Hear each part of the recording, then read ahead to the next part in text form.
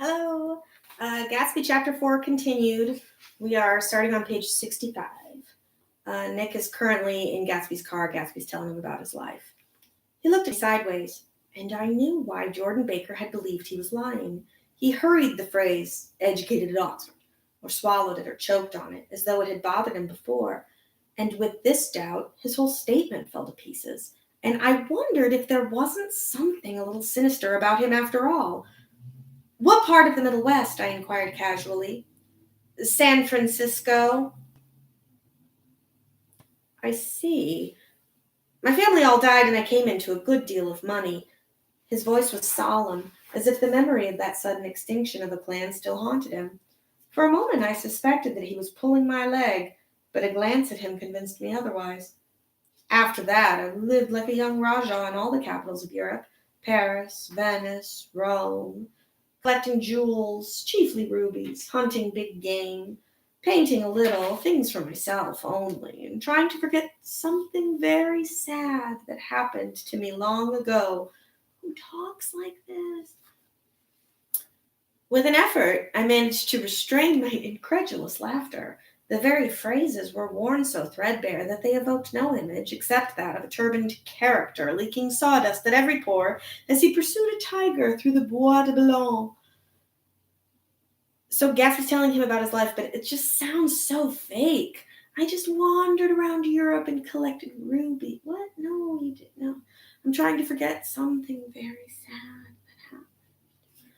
Then came the war, old sport. It was a great relief, and I tried very hard to die. But I seemed to bear an enchanted life. I accepted a commission as first lieutenant when it began. In the Argonne Forest, I took 2 machine gun detachments so far forward that there was a half-mile gap on either side of us where the infantry couldn't advance. We stayed there 2 days and 2 nights, 130 men with 16 Lewis guns. And when the infantry came up at last, they found the insignia of 3 German divisions among the piles of dead. I was promoted to be a major, and every Allied government gave me a decoration, even Montenegro. Okay, so he's talking about how when he was in the war, he was basically a war hero. And all of the European countries gave him a Medal of Honor. Even Montenegro. So Montenegro is this tiny, tiny little island. And that's really all you need to know about it. It's a tiny little island that Gatsby's probably never been to. Even Montenegro, little Montenegro, down on the Adriatic Sea. Little Montenegro. He lifted up the words and nodded at them with his smile. The smile comprehended Montenegro's troubled history and sympathized with their brave struggles of the Montenegrin people. It appreciated fully the chain of national circumstances which had elicited his tribute from Montenegro's warm little heart. My incredulity was submerged in fascination now. It was like skimming hastily through a dozen magazines. So remember when he first met him, his smile. He said something about his smile just makes you feel so confident and warm and secure. And so now he's kind of making a joke out of that. Like, well, his smile must have charmed the whole nation of Montenegro. Okay, he reached in his pocket and a piece of metal slung on a ribbon fell into my palm. That's the one from Montenegro. To my astonishment, the thing had an authentic look. Ordere de Danilo, read the circular legend, Montenegro Nicholas Rex. Turn it. Major J. Gatsby, I read. For valor extraordinary. Here's another thing I always carry, a souvenir of Oxford days. It was taken in Trinity Quad. The man on my left is now the Earl of Doncaster. It was a photograph of half a dozen young men in blazers, loafing in an archway through which were visible a host of spires. There was Gatsby, looking a little, not much, younger, with a cricket bat in his hand. Well, then it was all true. I saw the skins of tigers flaming in his palace on the Grand Canal. I saw him opening a chest of rubies to ease with their crimson-lighted depths the gnawings of his broken heart. So he has this proof about the war stuff. He has this Medal of Honor that has his name on it and a picture of him in what looks like Oxford. So it's all true. I guess. Like he's telling the truth about everything. I'm going to make a big request of you today, he said, pocketing his souvenirs with satisfaction. So I thought you ought to know something about me. I didn't want you to think I was just some nobody. You see, I usually find myself among strangers because I drift here and there, trying to forget the sad thing that happened to me. He hesitated. You'll hear about it this afternoon. At lunch? No, this afternoon. I happen to find out that you're taking Miss Baker to tea. Do you mean you're in love with Miss Baker? No, old sport. I'm not. But Miss Baker's kindly consented to speak to you about this matter. I hadn't the faintest idea what this matter was, but I was more annoyed than interested. I hadn't asked Jordan to tea in order to discuss Mr. J. Gatsby. I was sure the request would be something utterly fantastic, and for a moment I was sorry I'd ever set foot upon his overpopulated lawn. He wouldn't say another word. His correctness grew on him as we neared the city. We passed Port Roosevelt, where there was a glimpse of red-belted ocean-going ships, and sped along a cobbled slum lined with the dark, undeserted saloons of the faint-gilt 1900s. Then the Valley of Ashes opened out on both sides of us, and I had a glimpse of Mrs. Wilson straining at the garage pump with panting vitality as we went by. With fenders spread like wings, we scattered light through half Astoria. Only half, for as we twisted among the pillars of the elevated, I heard the familiar jug-jug-spat of a motorcycle, and a frantic policeman rode alongside. All right, old sport, called Gatsby. We slowed down. Taking a white card from his wallet, he waved it before the man's eyes. Right you are, agreed the policeman, tipping his cap. Know you next time, Mr. Gatsby. Excuse me. How do I get one of those cards? He gets pulled over and he's like, let me show you my card. Policeman's, oh my gosh, I'm so sorry. I'll know who you are next time. What was that? I inquired. The picture of Oxford? I was able to do the commissioner a favor once, and he sends me a Christmas card every year. Over the Great Bridge. Notice that he didn't really explain that.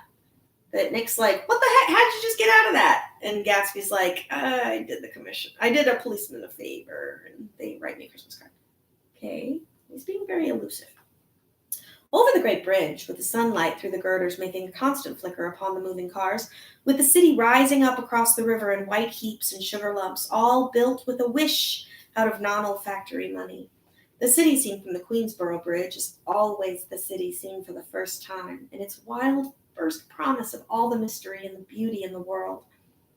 A dead man passed us in a hearse, heaped with blooms, followed by 2 carriages with drawn blinds, and by more cheerful carriages for friends. Okay, so there's this thing in literature called juxtaposition, and it's where you take 2 very opposite images, 2 very different things, and you stick them next to each other, because then all of a sudden they're both easier to understand. Like the contrast it sets them apart.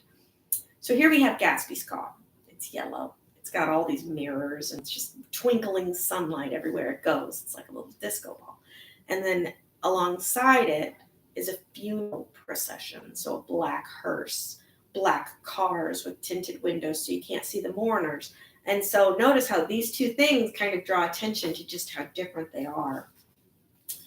The friends looked out at us with the tragic eyes and short upper lips of southeastern Europe, and I was glad that the sight of Gatsby's splendid car was included in their somber holiday. As we crossed Blackwell's Island, a limousine passed us, driven by a white chauffeur in which sat 3 modish Negroes, 2 bucks and a girl. Don't ask me why he says it that way. I don't get it. I laughed aloud as the yolks of their eyeballs rolled towards us in haughty rivalry. Anything can happen now that we've slid over this bridge, I thought. Anything at all. Even Gatsby could happen without any particular wonder. Roaring noon. In a well-fanned 42nd Street cellar, I met Gatsby for lunch. Blinking away the brightness of the street outside, my eyes picked him out obscurely in the anteroom, talking to another man. Mr. Carraway, this is my friend, Mr. Wolfsheim. A small, flat-nosed Jew raised his large head and regarded me with 2 fine growths of hair which luxuriated in either nostril. After a moment, I discovered his tiny eyes in the half-darkness. So I took one look at him, said Mr. Wolfsheim, shaking my hand earnestly. And what do you think I did? What? I inquired politely. But evidently he was not addressing me, for he dropped my hand and covered Gatsby with his expressive nose. I handed the money to Catspaw, and I said, all right, Catspaw, don't pay him a penny till he shuts his mouth. He shut it then and there. Gatsby took an arm of each of us and moved forward into the restaurant, whereupon Mr. Wolfsheim swallowed a new sentence he was starting and lapsed into a somnambulatory abstraction. Highballs? Asked the head waiter. This is a nice restaurant here, said Mr. Wolfsheim, looking at the Presbyterian nymphs on the ceiling. But I like across the street better. Yes, highballs, agreed Gatsby, and then to Mr. Wolfsheim, it's too hot over there. Okay, so we just met someone that Gatsby's kind of introducing. Gatsby's taking Nick to lunch, and he's introducing this guy as like a business associate. So pay attention as this guy tells his story, because he's going to tell about something that happened to a friend of his. And think about what kind of movie would have a story like this in it. That'll help you figure out what this guy probably does for a living. Hot and small, yes, said Mr. Wolfsheim, but full of memories. What place is that? The old Metropole. The old Metropole, brooded Mr. Wolfsheim gloomily, filled with faces dead and gone, filled with friends gone now forever. I can't forget so long as I live the night they shot Rosie Rosenthal there. There was 6 of us at the table, and Rosie had eaten and drank a lot all evening. When it was almost morning, the waiter came up to him with a funny look and says, somebody wants to speak to him outside. All right, says Rosie, and begins to get up, and I pulled him down in his chair. Let the bastards come in here if they want you, Rosie. But don't you, so help me, move outside this room.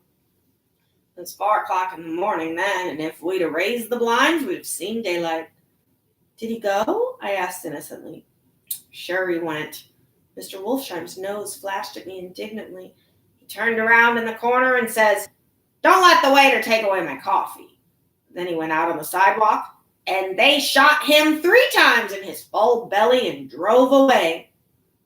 4 of them were electrocuted, I said, remembering. 5 with Bakers. His nostrils turned to me in an interested way.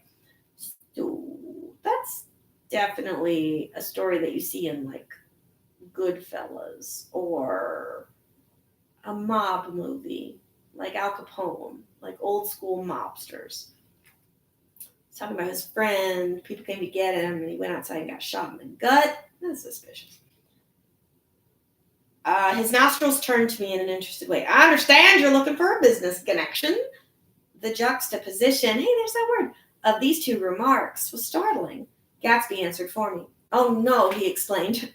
This isn't the man. No? Mr. Wolfsheim seemed disappointed. This is just a friend. I told you we'd talk about that some other time. I beg your pardon, said Mr. Wolfsheim. I had a wrong man. A succulent hash arrived, and Mr. Wolfsheim, forgetting the more sentimental atmosphere of the old metropole, began to eat with ferocious delicacy. His eyes, meanwhile, roved very slowly all around the room. He completed the arc by turning to inspect the people directly behind. I think that, except for my presence, he would have taken one short glance beneath our own table. A mobster always needs to know where all the exits are. Always needs to be on the lookout. Look here, old sport, said Gatsby, leaning toward me. I'm afraid I made you a little angry this morning in my car. There was that smile again, but this time I held out against it. I don't like mysteries, I answered, and I don't understand why you won't come out frankly and tell me what you want. Why has it all got to come through Miss Baker? Oh, it's nothing underhand, he assured me. Miss Baker's a great sportswoman, you know, and she'd never do anything that wasn't all right. Suddenly he looked at his watch, jumped up, and hurried from the room, leaving me with Mr. Wolfsheim at the table. He has to telephone, said Mr. Wolfsheim, following him with his eyes.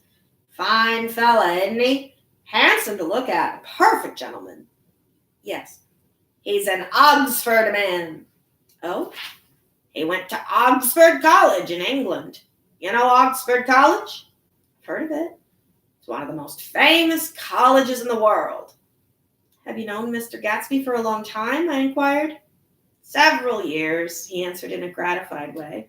I made the pleasure of his acquaintance just after the war, but I knew I had discovered a man of fine breeding after I talked with him an hour. I said to myself, there's the kind of man you'd like to take home and introduce to your mother and sister. He paused. I see you're looking at my cuff buttons. I hadn't been looking at them, but I did now. Cuff buttons, he means cufflinks. It's like an earring for a man's sleeve. It's just a little fancy decoration that goes over your button. They were composed of oddly familiar pieces of ivory. Finest specimen of human molars, he informed me. Their teeth? What? Well, I inspected them. That's a very interesting idea. He would never so much as look at a friend's wife. When the subject of this instinctive trust returned to the table and sat down, Mr. Wolfsheim drank his coffee with a jerk and got to his feet. I've enjoyed my lunch, he said. And I'm going to run off from you two young men before I outstay my welcome. Well, don't hurry, Meyer, said Gatsby, without enthusiasm. Mr. Wolfsheim raised his hand in a sort of benediction. You're very polite, but I belong to another generation, he announced solemnly. You sit here and discuss your sports and your young ladies and your... He supplied an imaginary noun with another wave of his hand. As for me, I'm 50 years old, and I won't impose myself on you any longer. As he shook hands and turned away, his tragic nose was trembling. I wonder if I had said something to offend him.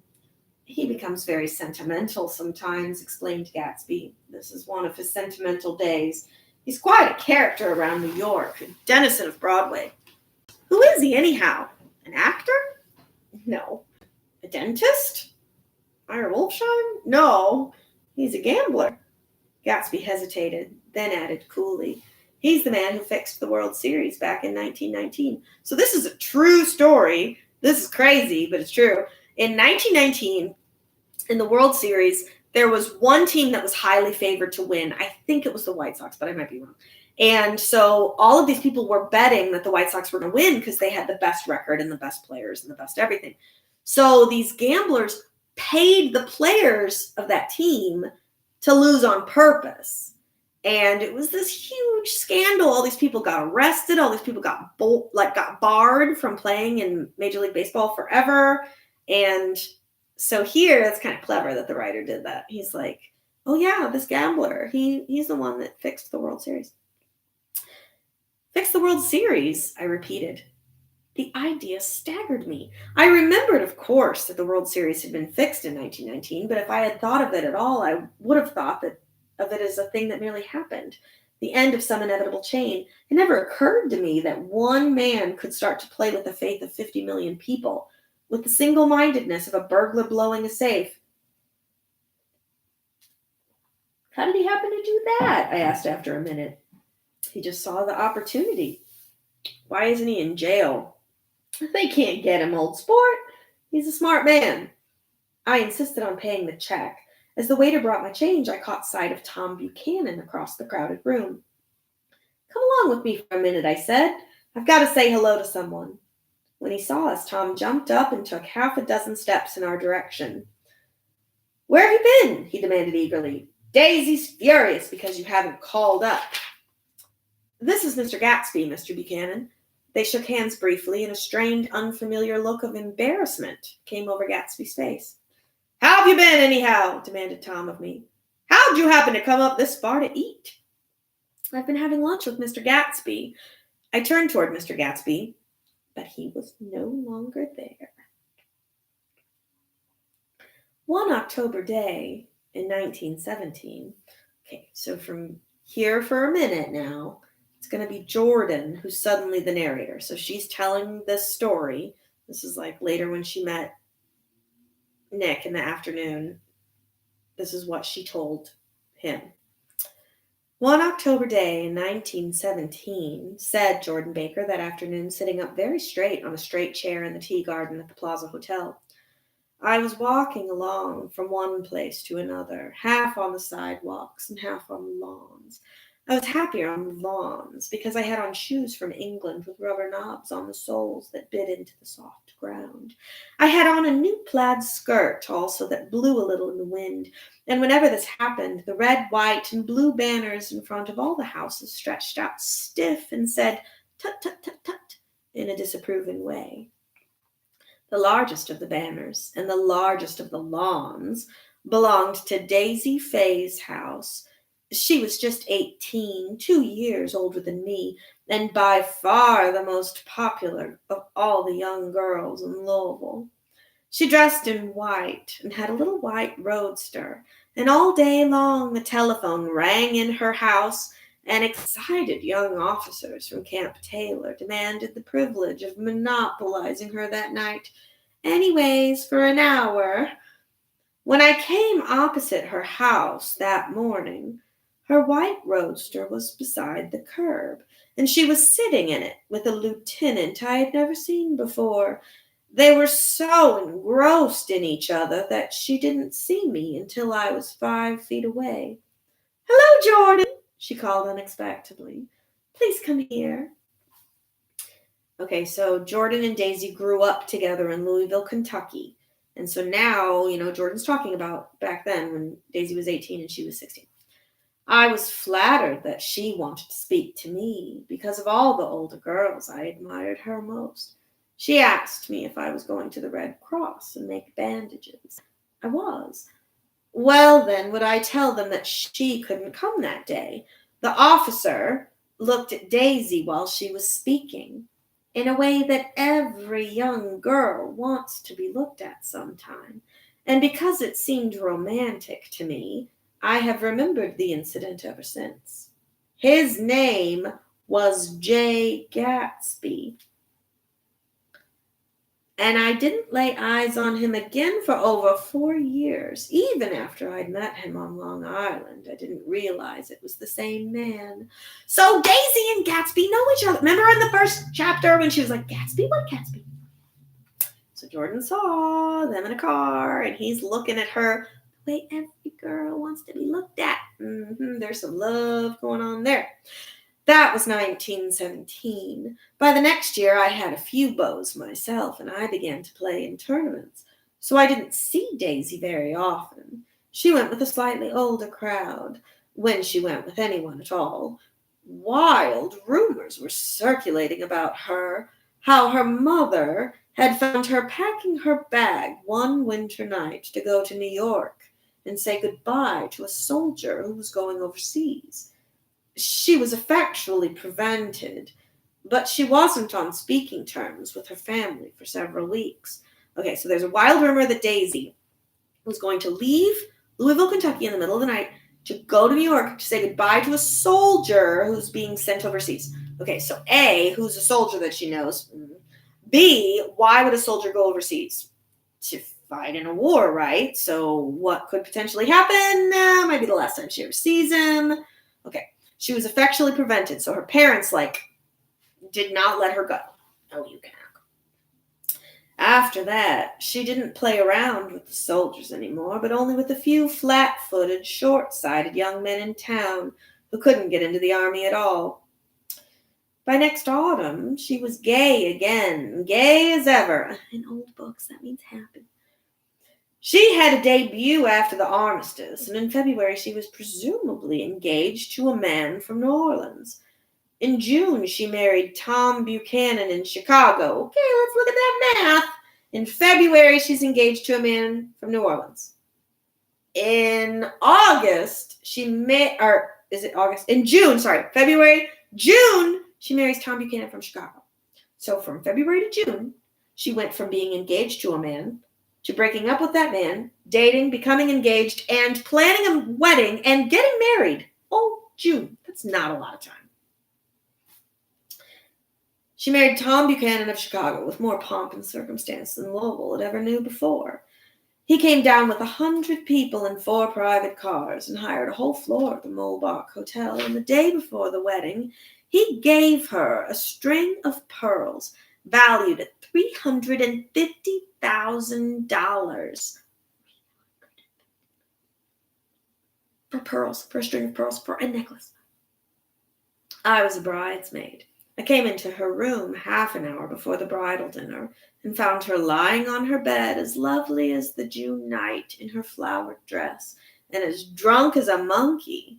She had a bottle of Sauterne in one hand and a letter in the other. So it's the night before Daisy's getting married. Jordan's a bridesmaid. She comes in and Daisy is just out of nowhere, drunk, clutching some letter. "Congratulate me," she muttered. "Never had a drink before, but oh, how I do enjoy it." "What's the matter, Daisy?"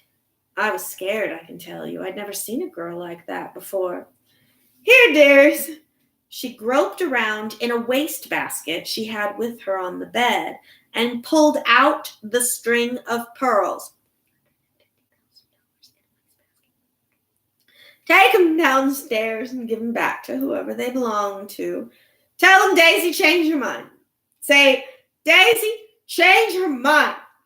She began to cry. She cried and cried. I rushed out and found her mother's maid, and we locked the door and got her into a cold bath. She wouldn't let go of the letter. She took it into the tub with her and squeezed it up into a wet ball, and only let me leave it in the soap dish when she saw that it was coming to pieces like snow. Okay, so it's the night before she's getting married. She gets a letter, and now all of a sudden she's saying, "I changed my mind," and throwing away $350,000 pearls. What did that letter say?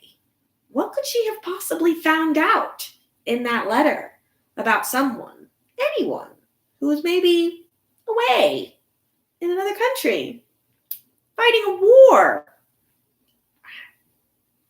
But she didn't say another word. We gave her spirits of ammonia and put her on her forehead and hooked her back into her dress. And half an hour later, when we walked out of the room, the pearls were around her neck and the incident was over. Next day at 5 o'clock, she married Tom Buchanan without so much as a shiver and started off on a 3-month trip to the South Seas. I saw them in Santa Barbara when they came back, and I thought I'd never seen a girl so mad about her husband. If he left the room for a minute, she'd look around uneasily and say, "Where's Tom gone?" and wear the most abstracted expression until she saw him coming in the door. She used to sit on the sand with his head in her lap by the hour, rubbing her fingers over his eyes and looking at him with unfathomable delight. It was touching to see them together. It made you laugh in a hushed, fascinated way. That was in August. A week after I left Santa Barbara, Tom ran into a wagon on the Ventura Road one night and ripped a front wheel off his car. The girl who was with him got into the papers too, because her arm was broken. She was one of the chambermaids in the Santa Barbara hotel. So they got married in June. In August, he's in the newspaper because he gets into a drunk driving accident with a woman. Not good. The next April, Daisy had her little girl, and they went to France for a year. I saw them one spring in Cannes, and later in Deauville. And then they came back to Chicago to settle down. Daisy was popular in Chicago, as you know. They moved with a fast crowd, all of them young and rich and wild. But she came out with an absolutely perfect reputation, perhaps because she doesn't drink. It's a great advantage not to drink among hard-drinking people. You can hold your tongue, and moreover, you can time any little irregularity of your own so that everybody else is so blind they don't see or care. Perhaps Daisy never went in for Amor at all, and yet there's something in that voice of hers. Well, about 6 weeks ago, she heard the name Gatsby for the first time in years. It was when I asked you, do you remember, if you knew Gatsby in West Egg? After you had gone home, she came into my room and woke me up and said, "What Gatsby?" And when I described him, I was half asleep. She said in the strangest voice that it must be the man she used to know. It wasn't until then that I connected this Gatsby with the officer in her white car. When Jordan Baker had finished telling all this, we had left the plaza for half an hour and were driving in a Victoria through Central Park. The sun had gone down behind the tall apartments of the movie stars in the West 50s, and the clear voices of little girls already gathered like crickets on the grass rose through the hot twilight. I'm the shriek of Araby. Your love belongs to me. At night when you're asleep, into your tent I'll creep. It was a strange coincidence, I said. But it wasn't a coincidence at all. Why not? Gatsby bought that house so that Daisy would be just across the bay. Then it had not been merely the stars to which he had aspired on that June night. He came alive to me, delivered suddenly from the womb of his purposeless splendor. He wants to know, continued Jordan, if you'll invite Daisy to your house some afternoon and let him come over. The modesty of the demand shook me. He had waited 5 years and bought a mansion where he dispensed starlight to casual moths so that he could come over some afternoon to a stranger's garden. Did I have to know all this before he could ask such a little thing? He's afraid. He's waited so long. He thought she might be offended. You see, he's a regular tough underneath it all. Something worried me. Why didn't he ask you to arrange a meeting? He wants her to see his house, she explained. And your house is right next door. Oh. I think he half expected her to wander into one of his parties some night, went on Jordan. But she never did. So that's why he does it. That's why he throws these parties. Just on the off chance that maybe she'll come. Then he began asking people casually if they knew her, and I was the first one he found. It was that night he sent for me at his dance. And you should have heard the elaborate way he worked up to it. Of course, I immediately suggested a luncheon in New York, and I thought he'd go mad. I don't want to do anything out of the way, he kept saying. I want to see her right next door. When I said you were a particular friend of Tom's, he started to abandon the whole idea.